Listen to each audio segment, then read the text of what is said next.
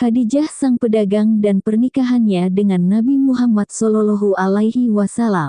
Khadijah sebagaimana diriwayatkan Ibnu Al-Atsir dan Ibnu Hisham, adalah seorang perempuan pedagang yang mulia dan terhormat di tengah kaumnya.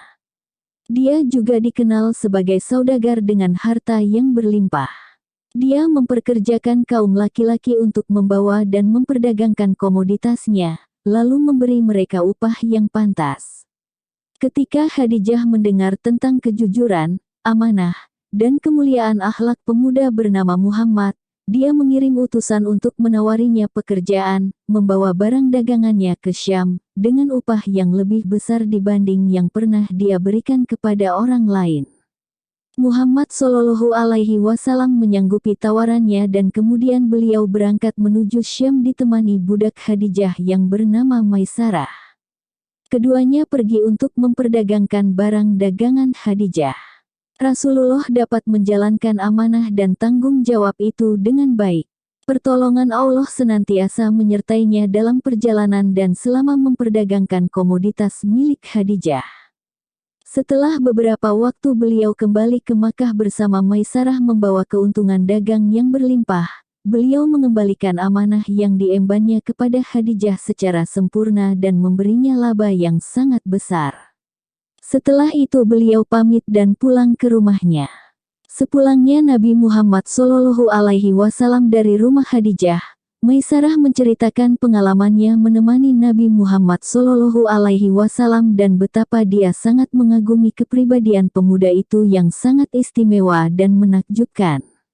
Dia mengungkapkan kejujuran, kesahajaan, dan juga kecerdasan Nabi Muhammad SAW dalam berdagang dan di sepanjang perjalanan. Semua itu benar-benar membuatnya takjub. Dia ceritakan semua itu kepada majikannya Khadijah. Tentu saja Khadijah yang sebelumnya telah mendengar keistimewaan Nabi Muhammad SAW semakin kagum dan jatuh hati pada pemuda ini. Dia sangat mempercayai cerita dan penuturan budaknya itu, karena Nabi Muhammad SAW terbukti dapat menjalankan amanah darinya dengan sangat baik dan sempurna. Dia pulang dengan membawa berkah dan keuntungan yang berlipat-lipat lebih besar. Maka beberapa hari kemudian Khadijah mengirimkan utusan, Nafisah binti Munabbih, untuk melamar Nabi Muhammad SAW bagi menawarkan dirinya untuk dipersunting pemuda itu. Nabi SAW pun menyetujui dan menerima tawaran yang disampaikan sang utusan. Kemudian beliau membicarakan masalah itu bersama paman-pamannya. Mereka pun bersepakat menerima Khadijah untuk diperistri oleh keponakan mereka. Setelah itu mereka melamar Khadijah untuk dinikahi oleh Nabi Muhammad kepada paman Khadijah yang bernama Ammar bin Asad. Sang paman pun menikahkannya kepada Nabi Muhammad SAW yang saat itu berusia 25 tahun, sementara Khadijah berusia 40 tahun. Sebelum menikah dengan Rasulullah SAW, Khadijah pernah menikah 2 kali. Suami pertamanya bernama Atik bin Ais At-Tamimi dan suami keduanya adalah Abu Al-Halah At-Tamimi yang bernama asli Hind bin Surarah. Petikan pelajaran. Perjalanan Nabi SAW menuju Syam untuk memperdagangkan komoditas milik Khadijah merupakan kelanjutan dari karirnya yang diawali dengan menggembalakan kambing milik orang Mekah. Saya telah menjelaskan hikmah yang terkandung di balik salah satu periode penting dalam perjalanan hidup Rasulullah SAW. Kemudian, berkaitan dengan kedudukan Khadijah di sisi Nabi SAW, kita telah memaklumi bahwa dia memiliki peran yang sangat penting dan kedudukan yang luhur dan mulia. Kebersamaannya dengan Rasulullah SAW telah memberi Khadijah kedudukan yang sangat tinggi di sisi Rasulullah SAW sepanjang hayatnya. Dalam As-Sahihain diriwayatkan bahwa Khadijah adalah istri Rasulullah yang paling sempurna. Imam Al-Bukhari dan Muslim meriwayatkan bahwa Ali radhiyallahu anhu mendengar Rasulullah SAW bersabda, "Perempuan terbaik di langit adalah Maryam binti Imran, dan perempuan terbaik di bumi adalah Khadijah binti Khuwailid." Al-Bukhari dan Muslim juga meriwayatkan dari Aisyah radhiyallahu anha bahwa dia berkata, "Aku tidak pernah cemburu terhadap istri-istri Nabi Shallallahu alaihi wasallam kecuali terhadap Khadijah, padahal aku tidak pernah bertemu dengannya." Diriwayatkan bahwa dia juga bercerita, dulu, apabila Rasulullah Shallallahu alaihi wasallam menyembelih kambing, beliau bersabda, "Kirimkanlah ini kepada teman-teman Khadijah." Aisyah juga berkata, pada suatu hari, aku membuat beliau marah karena aku berteriak, "Khadijah lagi, Khadijah lagi." Kemudian Rasulullah Shallallahu alaihi wasallam bersabda, "Aku telah dikaruniai cintanya."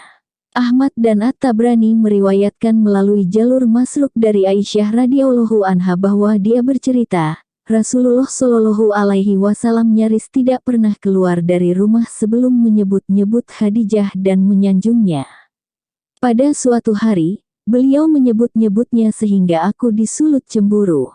Maka aku berkata, "Bukankah dia hanya seorang nenek-nenek, dan Allah telah menggantikannya dengan seseorang yang lebih baik?" Rasulullah marah dan bersabda, "Tidak, demi Allah, Allah tidak menggantinya dengan seorang pun yang lebih baik daripadanya. Dia beriman ketika semua orang kafir. Dia mempercayaiku ketika orang-orang menyebutku dusta. Dia pun menyokongku dengan hartanya ketika orang-orang enggan memberiku. Allah juga mengaruniaiku anak darinya, tidak dari istri yang lain."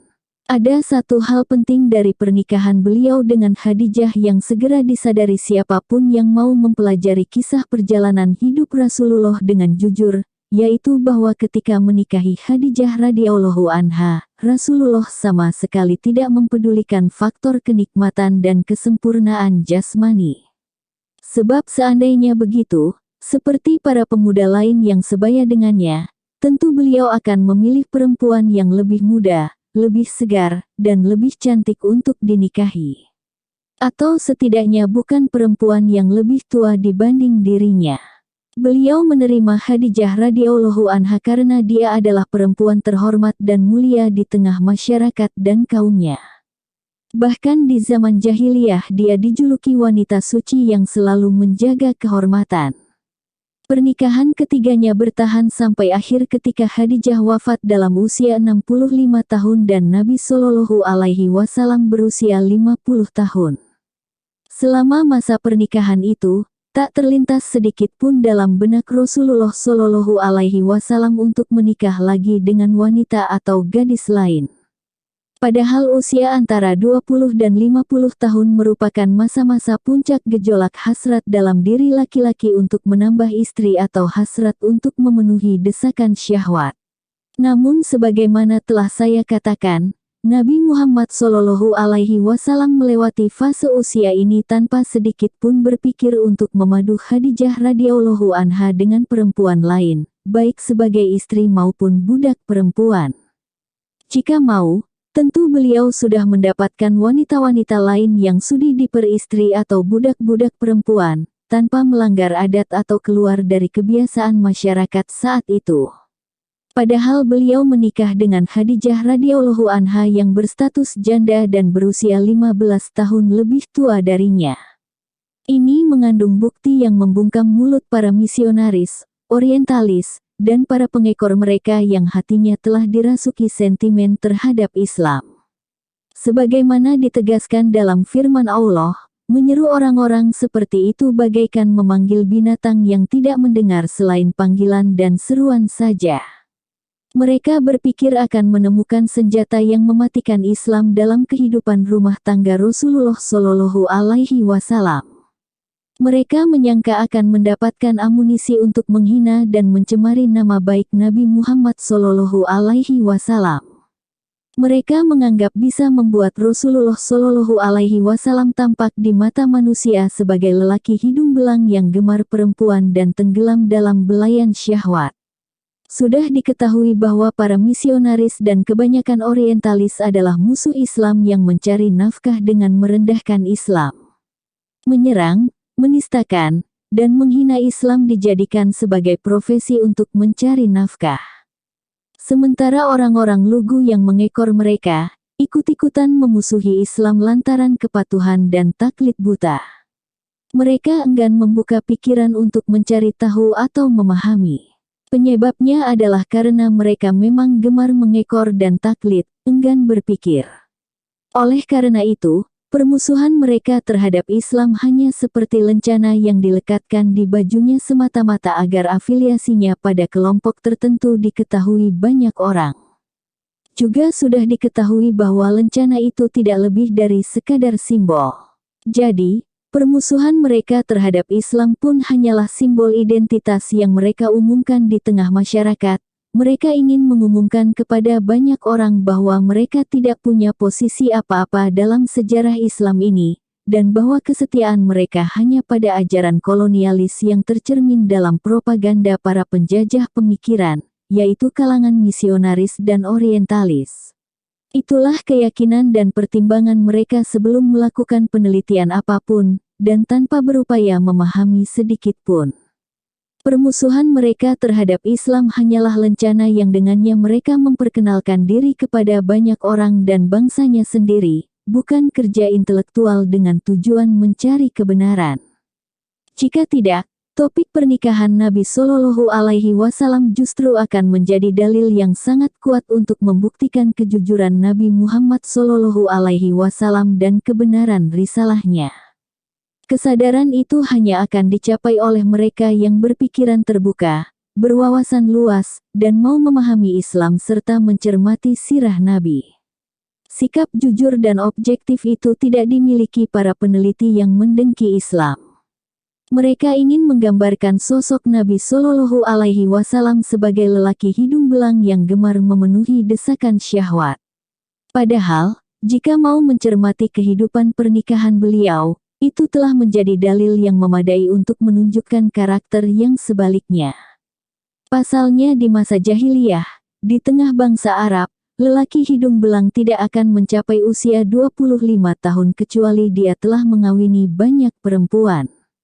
Lelaki hidung belang yang masih muda belia seperti Nabi Muhammad juga tidak akan sudi menikahi janda yang usianya hampir 2 kali lipat usianya sendiri, lalu hidup bersamanya selama 15 tahun tanpa sedikit pun keinginan untuk menggauli atau menikahi perempuan lain. Lalu jika kita berbicara tentang pernikahan Nabi Shallallahu Alaihi Wasallam dengan Aisyah radhiyallahu anha dan istri-istrinya yang lain, sesungguhnya kita membicarakan tema yang berbeda. Masing-masing mereka memiliki kisahnya sendiri dan setiap pernikahan itu memiliki hikmah dan penyebab yang akan menambah keimanan seorang muslim pada keagungan, keluhuran pribadi, dan kesempurnaan akhlak Nabi Muhammad Shallallahu Alaihi Wasallam. Apapun hikmah dan penyebabnya, tidaklah mungkin beliau menikah sekadar untuk memenuhi kebutuhan biologis atau membenamkan diri dalam belayan syahwat. Sebab jika demikian, pasti beliau telah melakukannya jauh-jauh hari ketika usianya masih muda belia, bukan di usia senjanya ketika pikiran beliau disibukkan urusan dakwah dan pembangunan komunitas Islam. Setelah hijrah, begitu banyak urusan yang ditangani langsung oleh Rasulullah yang memalingkannya dari urusan syahwat dan kenikmatan dunia. Saya juga tidak merasa perlu membela pernikahan Nabi Shallallahu Alaihi Wasallam seperti yang dilakukan banyak penulis lain, karena saya tidak yakin masalah semacam ini perlu dicermati ataupun diteliti meskipun begitu banyak musuh Islam yang mencari celah kelemahan Islam dari masalah pernikahan Nabi Shallallahu Alaihi Wasallam. Selain itu, betapa banyak hakikat Islam yang dijadikan target serangan musuh-musuh Islam semata-mata untuk memancing kaum muslim agar mau berdebat melawan mereka. Peran Nabi dalam pembangunan Ka'bah. Ka'bah adalah bangunan pertama yang didirikan atas nama Allah dan untuk menyembah Allah serta mengesahkannya.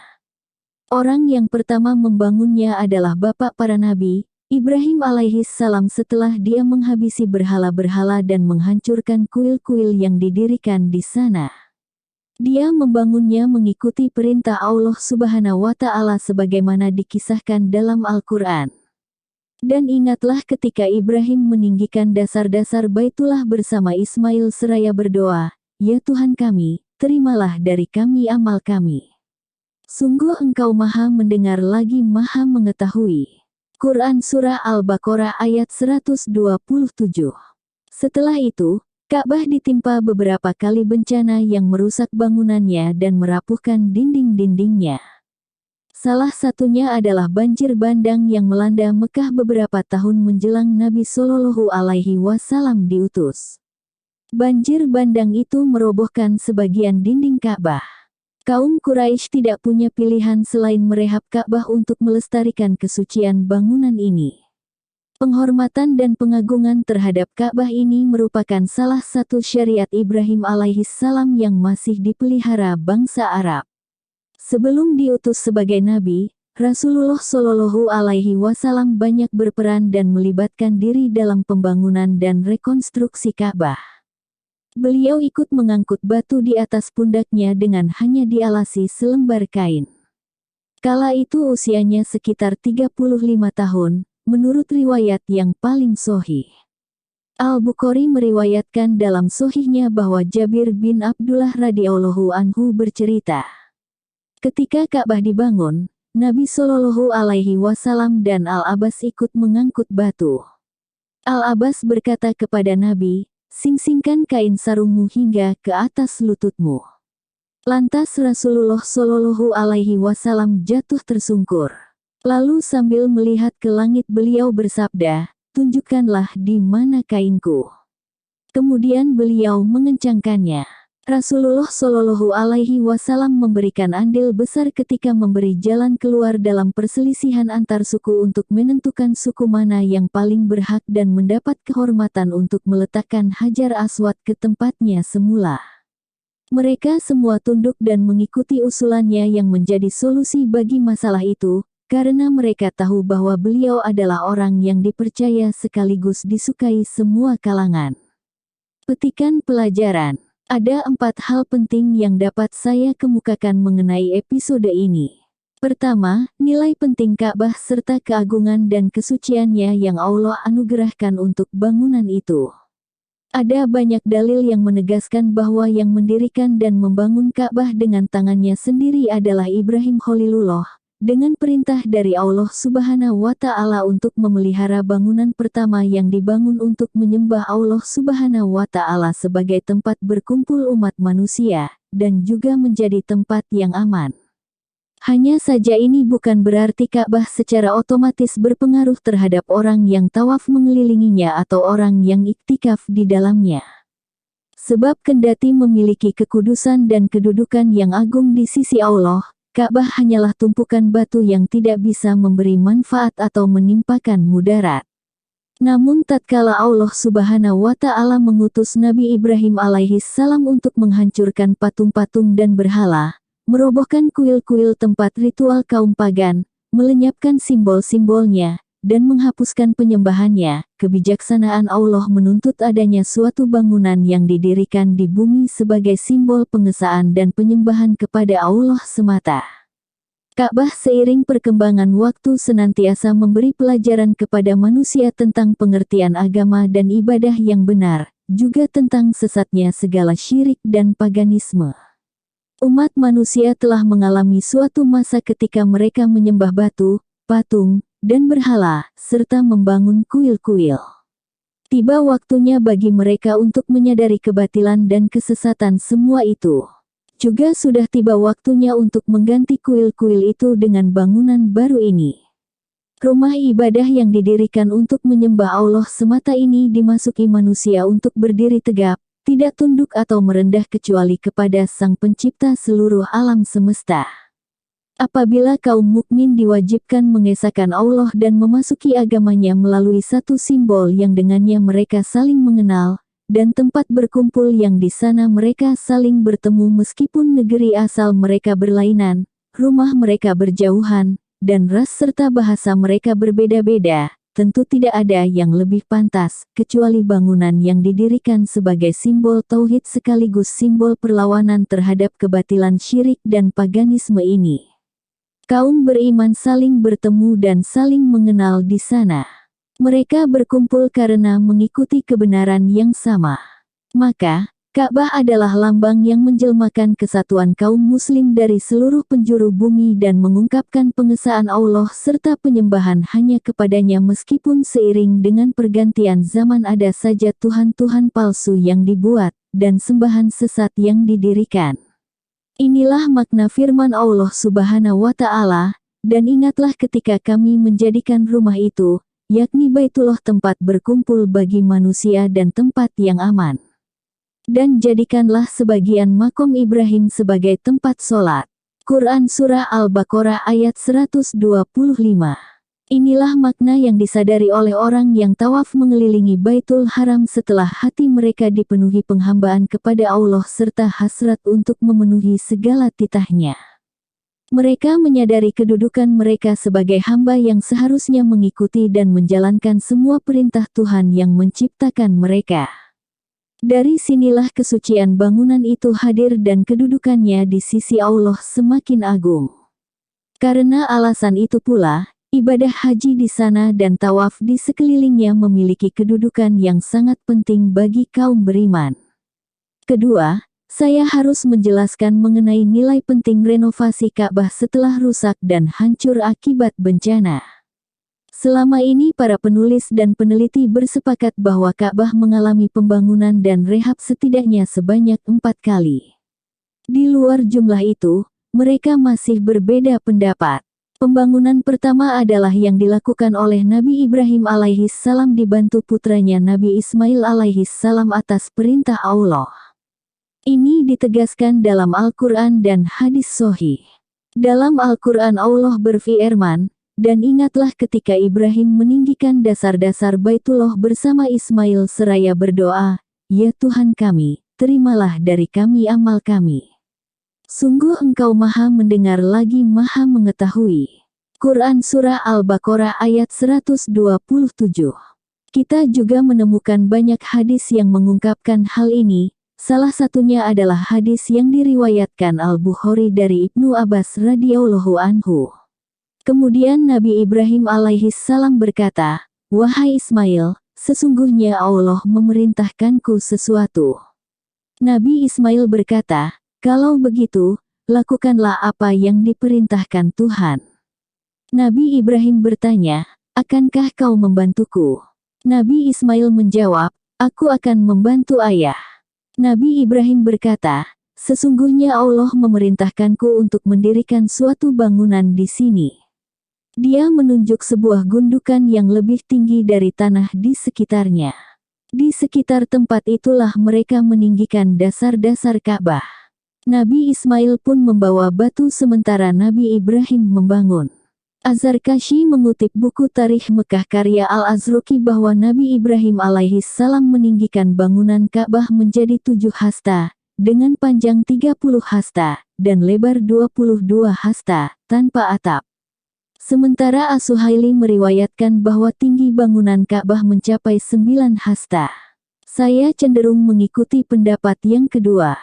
Pembangunan yang kedua dilakukan kaum Quraisy sebelum Islam, dan Nabi Muhammad SAW ikut serta dalam proyek itu seperti yang telah dijelaskan di depan. Mereka meninggikan bangunan Ka'bah sehingga mencapai 18 hasta, tetapi mengurangi panjangnya. Sehingga bagian yang panjangnya sekitar 6 hasta setengah, mereka biarkan dalam area Hijr Ismail. Mengenai pembangunan yang dilakukan kaum Quraisy ini, Rasulullah Shallallahu Alaihi Wasallam bersabda dalam hadis yang diriwayatkan Aisyah radhiyallahu anha, "Wahai Aisyah, jika bukan karena kaummu baru saja meninggalkan jahiliyah, tentu mereka sudah kuperintahkan untuk menghancurkan Ka'bah agar kumasukkan ke dalamnya apa yang dikeluarkan darinya, kutempelkan pintunya ke tanah, kubuatkan baginya 1 pintu di timur dan 1 pintu di barat, dan aku akan menghubungkannya dengan dasar-dasar yang dibangun Ibrahim." Pembangunan yang ketiga dilakukan setelah Ka'bah terbakar pada era kekuasaan Yazid bin Muawiyah ketika pasukannya yang kebanyakan berasal dari Syam menyerbu Mekah. Ringkasnya, pasukan Yazid di bawah pimpinan Al-Husain bin Numair As-Sakuni itu mengepung Abdullah bin Az-Zubair dan para pengikutnya di Mekah pada akhir 36 Hijriyah. Mereka melontari Ka'bah dengan manjanik, yakni katapel raksasa sehingga sebagian besar dindingnya roboh dan terbakar. Ibnu Az-Zubair menunggu sampai musim haji tiba lalu meminta saran kepada orang-orang, "Wahai kaumku, berilah aku saran tentang Ka'bah. Apakah bangunan itu kuruntuhkan semua lalu ku bangun kembali ataukah ku perbaiki bagian yang rusak-rusaknya saja?" Ibnu Abbas menjawab, "Menurutku, kau perbaiki bagian yang rusak-rusaknya saja. Masyarakat lebih suka jika kau membiarkan bangunan itu apa adanya dan membiarkan batu-batunya seperti itu." Ibnu Az-Zubair menukas, "Seandainya ada di antara kalian yang rumahnya terbakar, pasti dia tidak senang hingga bisa memperbaikinya. Nah, apalagi yang terbakar ini rumah Tuhan kalian. Aku akan memanjatkan doa istikharah kepada Tuhanku selama 3 hari, barulah kemudian aku bertekad akan menjalankan keputusanku." 3 hari kemudian, dia memutuskan untuk meratakan Ka'bah dengan tanah, kemudian dia mendirikan tiang-tiang di sekelilingnya dan menutupinya dengan tirai. Setelah itu dia mendirikan bangunan Ka'bah dengan menambahkan 6 hasta yang dulu dikurangi oleh kaum Quraisy.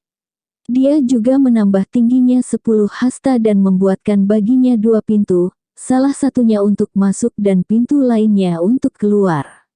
Dia berani melakukan semua itu karena mengikuti hadis Rasulullah Shallallahu Alaihi Wasallam di atas yang diriwayatkan oleh Aisyah radhiyallahu anha.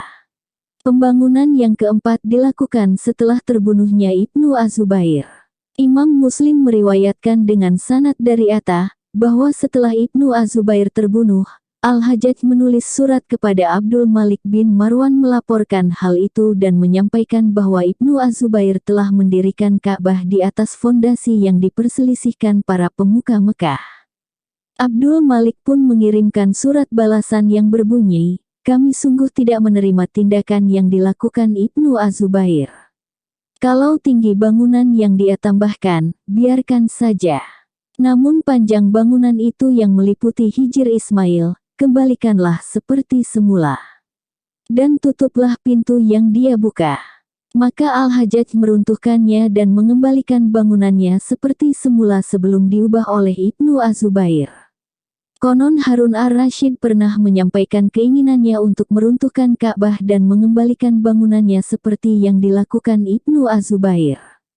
Namun Malik bin Anas radhiyallahu anhu berkata kepadanya, "Dengarlah wahai Amirul Mukminin, jangan sampai kau menjadikan Ka'bah ini objek permainan bagi para raja sepeninggalmu. Setiap kali mereka ingin mengubahnya pasti mereka ubah sehingga keagungan dan kewibawaannya hilang dari hati manusia." Setelah mendengar nasihat Malik bin Anas itu, Khalifah mengurungkan niatnya. Itulah 4 kali pembangunan Ka'bah yang disepakati para peneliti dan penulis sejarah. Sementara pembangunan yang kelima masih diperdebatkan oleh para ulama. Pembangunan itu adalah yang dilakukan sebelum pembangunan oleh Nabi Ibrahim alaihissalam. Para ulama berbeda pendapat apakah sebelum itu sudah ada bangunan Ka'bah ataukah belum. Dalam sejumlah atsar dan riwayat disebutkan bahwa orang pertama yang membangun Ka'bah tidak lain adalah Adam alaihissalam. Riwayat yang paling menonjol tentang ini adalah yang diriwayatkan Al-Baihaqi dalam Dalail An-Nubuwah dari Abdullah bin Amr yang menuturkan bahwa Rasulullah Shallallahu Alaihi Wasallam bersabda, "Allah Azza wa Jalla mengutus Jibril alaihissalam kepada Nabi Adam dan Hawa. Lalu dia berkata kepada mereka, 'Bangunlah sebuah rumah bagiku.' Lalu Jibril alaihissalam membuatkan garis bagi mereka. Mulailah Nabi Adam menggali sementara Hawa memindahkan tanah, hingga dia menyentuh air tanah. Lantas dari arah bawah diserukan, 'Cukup sampai di sini, hai Adam.' Tatkala mereka berdua membangunnya, Allah mewahyukan kepada Adam agar dia tawaf mengelilinginya. Dan kepadanya dikatakan, 'Engkau adalah manusia pertama, dan ini adalah rumah pertama.' Kemudian abad-abad silih berganti hingga Nabi Nuh alaihissalam beribadah haji di sana. Lalu abad-abad silih berganti hingga Ibrahim meninggikan dasar-dasar bangunannya. Selanjutnya Al-Baihaqi berkata, Ibnu Luhayyah meriwayatkannya sendirian secara marfu. Sudah disepakati para ahli hadis bahwa Ibnu Luhayyah adalah perawi yang doif dan tidak bisa dijadikan hujah. Ada pula beberapa riwayat dan atsar lain yang mirip maknanya dengan riwayat Al-Baihaqi ini, tetapi semuanya tidak lepas dari kategori hadis doif atau hadis mungkar. Ada pula yang berpendapat bahwa orang pertama yang membangun Ka'bah adalah Nabi Syits alaihi salam. Oleh karena itu, jika kita menjadikan riwayat-riwayat yang doif itu sebagai dalil, kita bisa mengatakan bahwa Ka'bah dibangun sebanyak 5 kali sepanjang masa. Namun lebih baik jika kita mengikuti dan mengandalkan riwayat yang telah terbukti kesahihannya, yakni bahwa Ka'bah dibangun sebanyak 4 kali, seperti yang sudah saya huraikan. Sementara mengenai pembangunan atau rehab dan perbaikan lainnya di luar yang 4 itu, atau yang terjadi di sela-sela itu, kita berserah diri kepada Allah Subhanahu wa Ta'ala.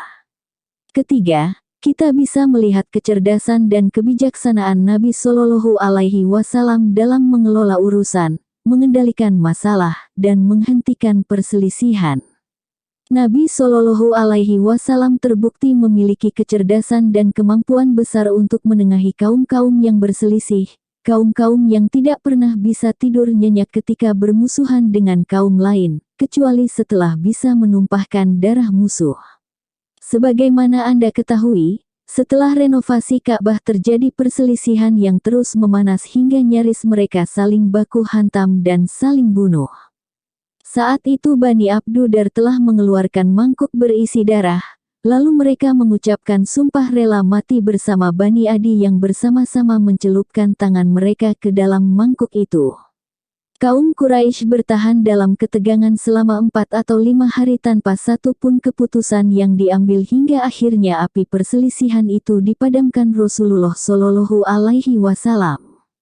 Tentu saja semua itu berkat pertolongan dan taufik Allah yang telah menjadikan Nabi Muhammad Shallallahu Alaihi Wasallam sebagai pengemban risalah dan kenabian.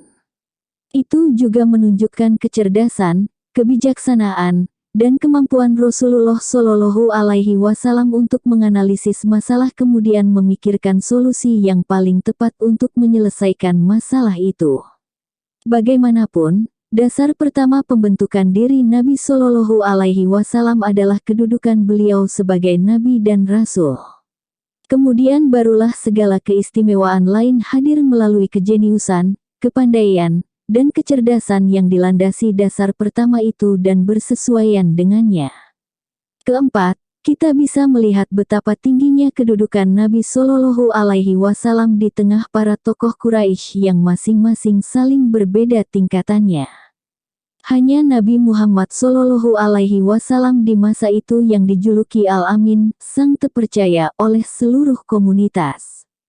Beliau juga disukai oleh mereka semua.